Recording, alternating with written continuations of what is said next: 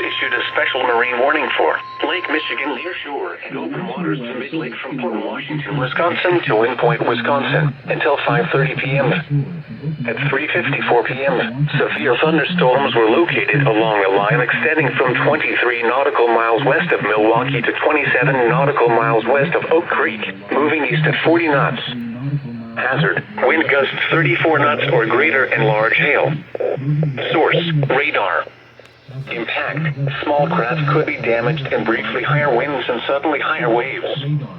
Large hail could result in structural damage. Severe thunderstorms will remain over mainly open waters. Move to safe harbor until hazardous weather passes.